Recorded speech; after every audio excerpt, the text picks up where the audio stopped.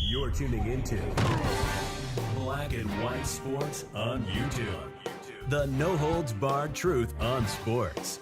The main event starts now. All right, Black and White Sports supporters, we're going to talk about Baker Mayfield. We got legendary coach for the Buccaneers, Bruce Arians, coming out and making a bold statement about the future of Baker Mayfield and Mike Evans, both of whom are going to be free agents, about their future. Now, I made a video the other day. I said, look, it's going to be harder to retain these guys now that Dave Canales is gone, and particularly for Baker.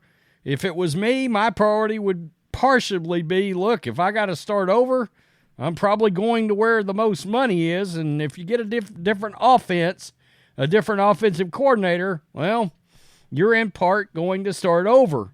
However, I did suggest that, look, this would be real easy.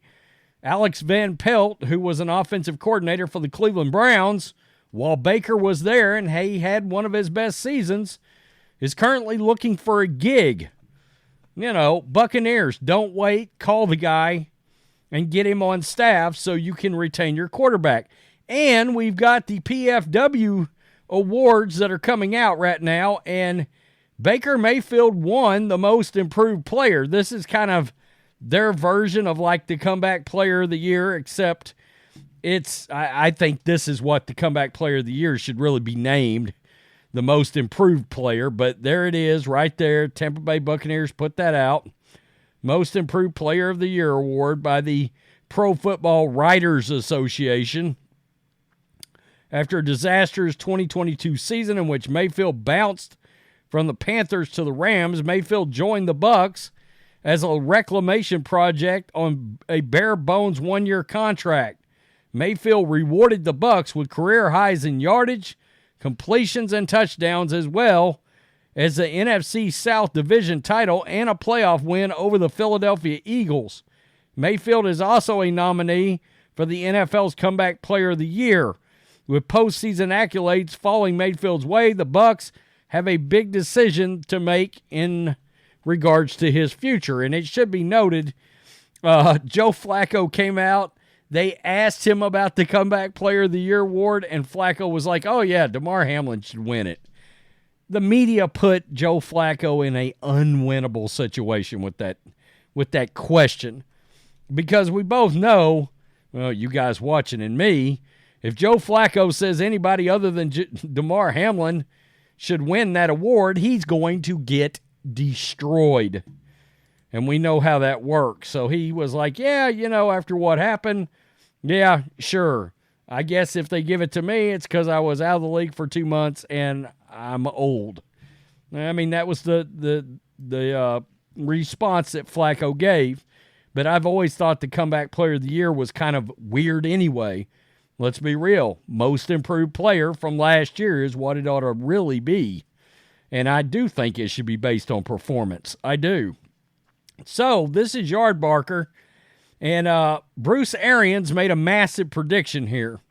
So, we're going to get to this and see what Arians had to say. Arians stepped down as head coach of the Tampa Bay Buccaneers following the 2021 season, but still remains a trusted senior advisor to general manager Jason Light.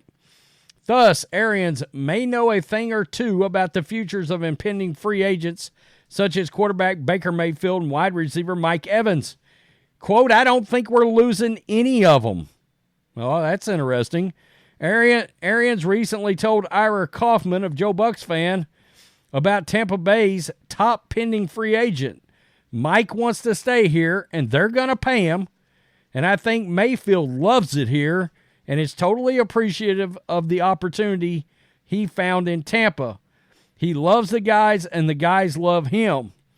Interesting, because Joe Buck's website suggested Thursday the chances of Mayfield and or Evans staying with the Buccaneers dropped after it was learned that offensive coordinator Dave Canales was becoming the new head coach for the Panthers. And I believe I saw earlier where I believe it was the wide receivers coach. And I can't remember his name right offhand, but the wide receivers coach, is getting an interview or getting a call possibly to be the offensive coordinator with the Panthers. So that's yet another loss on the offensive side of the ball by the Buccaneers. Now, this goes on to talk about, potential money. And for Mayfield, you're looking at somewhere in the range of a franchise tag would be $36 million, but they're thinking somewhere in the neighborhood of 27 to 30 times 3 years, okay? But a lot of that, it's probably really going to be more like a 2-year contract. It'll be front-loaded. The guarantees probably like 30 up front, fully, guaranteed of the contract, and then they could probably get out of it after the second season. Now, the thing about it is, I think what becomes interesting about that for Mayfield anyway is I think Baker's going to have real options.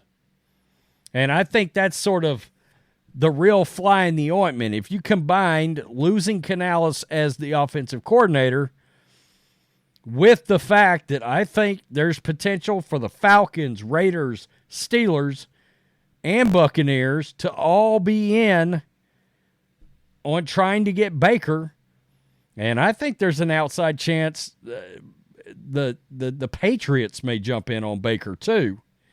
If they decide they want a veteran option, well, that would certainly they would certainly become, depending on who's running their offense and if they get the weapons in there, and they got a lot of work on offense to do, there could be a little bit of a bidding war. But I do believe that Tampa Bay has got a leg up in this. If they can sell Baker on the backfilling of Dave Canales and the offense they're going to run and all of that sort of thing. So, and this is this Pro Football Writers Association Most Improved Player. Look, agents use that. All right, in contract negotiations, they bring things like that up, and they're like, look, you got the most improved quarterback in the league, according to the Pro Football Writers. And, yeah, agents pull that card.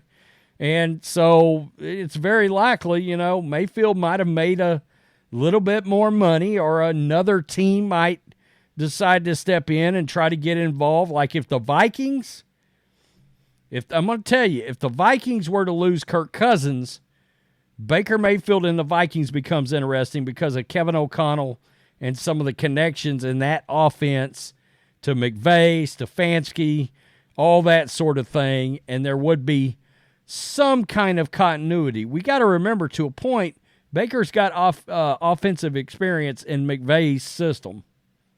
All right, and I think Zach Robinson's getting a look down there with the Bucs too. So that's going to get interesting. This is all going to be very interesting. Tell me what you think. Bruce Arians, he's involved with the team, folks.